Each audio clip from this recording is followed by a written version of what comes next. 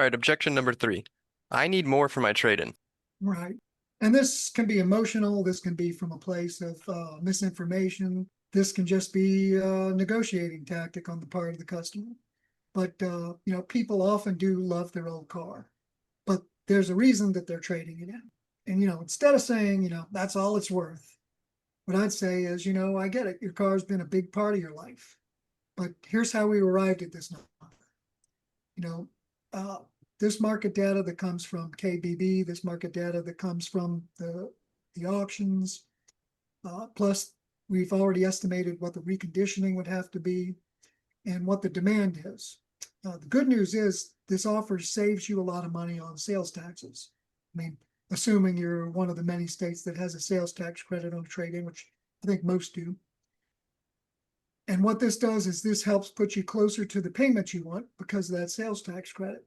If they still hesitate, again, I might redirect back to an Advanta-STAR comparison because you tell the customer, let's also remember you're getting that panoramic view camera that helps you see all around the vehicle when you're parking. We discussed how important it is when you're backing up that this vehicle can detect something behind you and automatically brake. Recap some of those new safety features, those new convenience features and stuff that their old car doesn't have. I mean, if they have a 2009, they might have Bluetooth, but they're not going to have a lot of these other features. They probably won't even have a backup camera. And then let's talk about objection number 4. I need to talk to my spouse. What do you have to say about that one, Michael? Well, and in today's market, it may not necessarily be a spouse. It could be a significant other.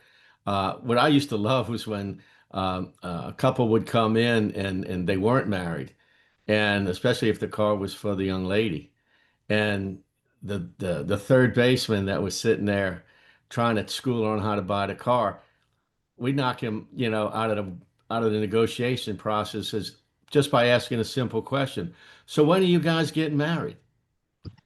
And he would shut up, clam up, and then she'd look at him and, she'd do one of these, point to the ring finger, and you'd never hear another word out of him. And then you could focus on selling a vehicle. But, well, here's the truth. Sometimes it's real, sometimes it's just a stall. I like to handle it like this. Absolutely, you should both feel good about the decision. So let's do this. What's the biggest question that you still have? What do you think that their biggest question is going to be? Is it price? Is it features? Is it can we really afford this?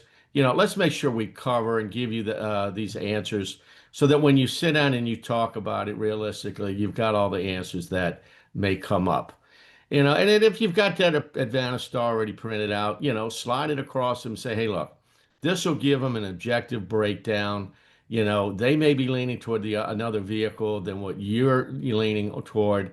So it's why it's going to stand out. And, it's not just coming from me.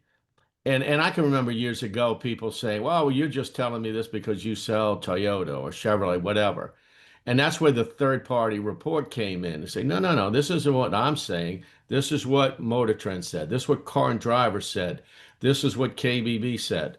And so by shifting it to those independent assessments and not just doing Toyota speak, Chevrolet speak, or what have you, it's going to build that independent value and assessment in that report. And most of the time, but not always, most of the time, it's going to lead to you getting a sale. Yeah, because there's nothing like 2 pages of Insurance Institute for Highway Safety crash tests to help convince someone, especially a spouse. Oh, absolutely. And if they were involved in an automobile accident and the vehicle did its job, they're going to be looking for that information. And the other person may not be quite as sold on that safety feature or those crash reports with. And it's a great point. So the theme is listen, acknowledge, clarify, and present solutions, not pressure. I love that you're both focusing on empathy and guidance, not hard selling. Yeah, if you've done your job right, built rapport, demonstrated value, the number of objections drops dramatically. But when they do come up, you need to treat them as opportunities and not obstacles, and definitely don't become defensive or offensive with the client. Great insights. Now let's wrap this up with the big moment, closing the sale. Within, why do so many salespeople stumble at the close?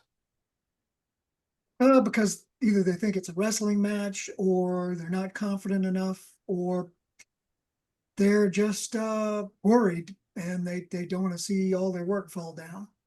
Hmm. So closing needs to not be about pressure, though. It's about timing, like Mike said before, but it's also about confidence. And if you follow the road to the sale properly, the close should naturally follow. And heck, some of the times the customer will close the sale for you. But my advice is to ask for the sale confidently and assume the yes. Use language like, let's get your paperwork started so you can enjoy your new car. Simple, forward moving, and positive. Yeah, and I'd add this, don't forget about the emotional attachment, from the test drive. When you're asking the positive questions, where's the first place you want to take this vehicle? And then they start talking about, yeah, I'm going to get on Interstate 10 and drive east, head toward Orlando to Disney World. You know, you got to remind them what they loved about the vehicle. And, that's part of recap. Recap's part of negotiation. You said you liked this feature, with the infotainment system, that you didn't have it in your current vehicle and you saw it in somebody else's. And so, if they start hesitating at the 11th hour, then, we'll pull out that Advanta-STAR again and say, here's that chart, here's that stat that we talked about that was really an eye opener. Do you remember? This is where your choice really shines over, the other vehicle that you were looking at. Sometimes just a little nudge, can be the confidence boost that they need. And a lot of times that's what the customer is looking for. They're looking for reassurance that they're making the best possible decision. I remember a guy coming in and, say, well, I just want to make sure I'm getting a good deal. And, right or wrong, the sales manager says, look, you can't just call 1-800 dial a deal to make sure you got a good deal. Okay. We should It's start that number, though. yeah, I know that might be a good one to get. And just say, oh yeah, especially if you saw that Advanta-STAR, right? But getting back to all seriously, a lot of times people just need to feel confident from somebody, and usually it's the salesperson or sales manager that gives them the confidence that they're making the right choice and doing the right thing. Because the last thing you want is the customer to come back 2 or 3 days later with buyer's remorse or regrets, or I didn't you forced me into this, or I didn't really want to take this, but you kind of made me feel. No, that's no good for anybody. Okay, so No, like you said, the leading questions and leading them down the path to the road where it's their decision, not yours forced on them. That's That, key. that's exactly but it right. does follow. Yeah, it does follow from the entire road to the sale. The closing is not just the last step or the culmination, or the closing is the natural buildup from doing your job properly the entire time up to it. And you can draw on those other steps if you've done them properly when you're closing. For instance, you could do a natural assumed close by asking, what songs are you going to load into that 20 gigabyte hard drive that's in the infotainment system? It's natural assuming closing, but it's also building up on features and benefits that you should have gone over carefully with during your demonstration. Yeah, and that's where product knowledge comes in. And we've been talking about that throughout our whole series. And making sure, and you're going to know that from your vehicle selection that we talked about last time. If you got them on the right vehicle, closing the sale really should be just a culmination of the whole effort from top to bottom, and it should be a lot easier. It shouldn't be like going to the dentist and getting teeth pulled.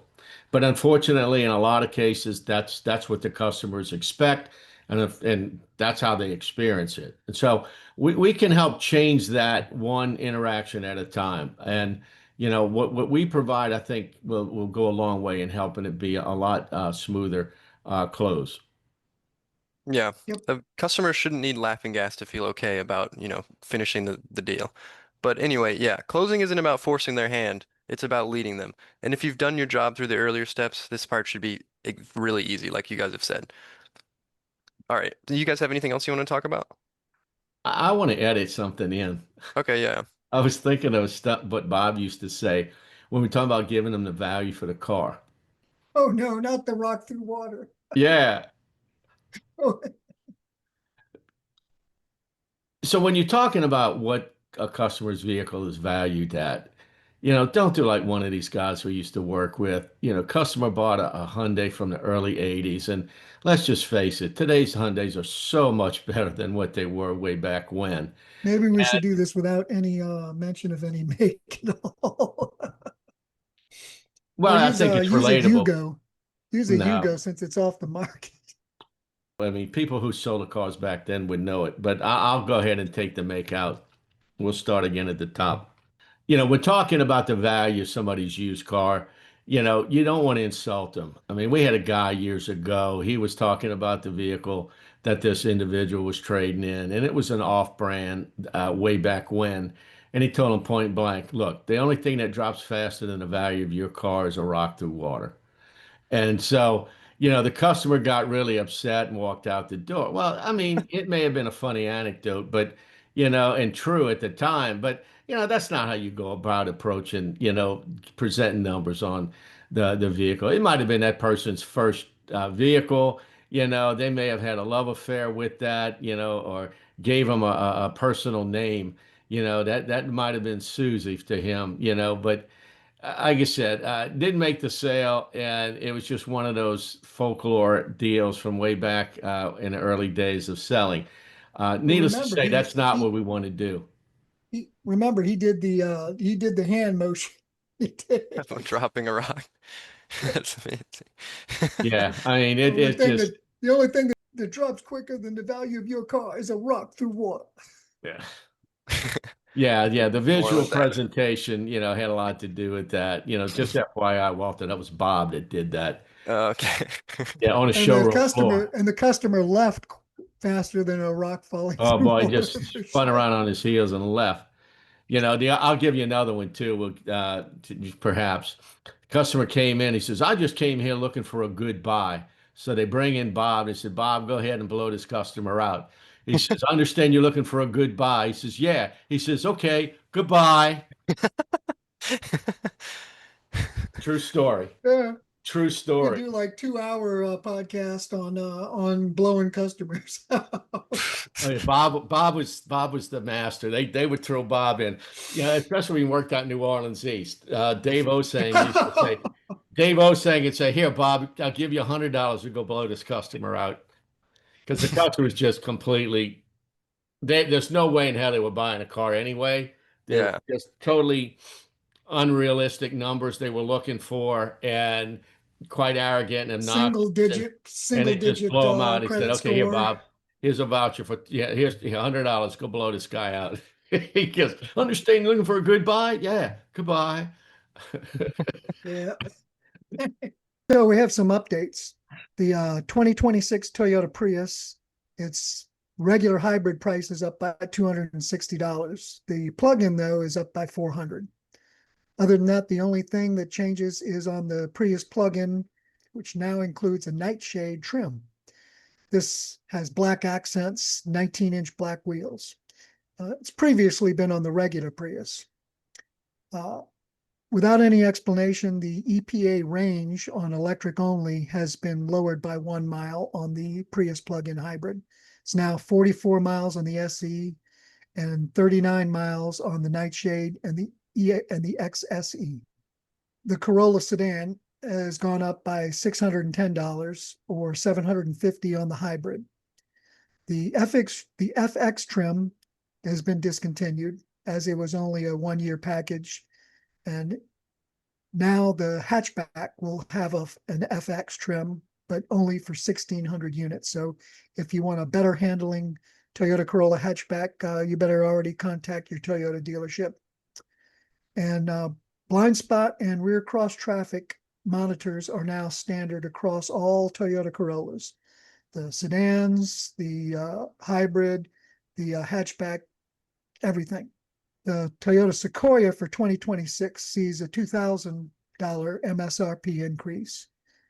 But the power folding third row seat is now standard, and leather is now standard on Sequoia Limited, and it's even optional on the SR5. And on Platinum and Capstone, you can no longer get those in rear-wheel drive. Four-wheel drive is now standard on those.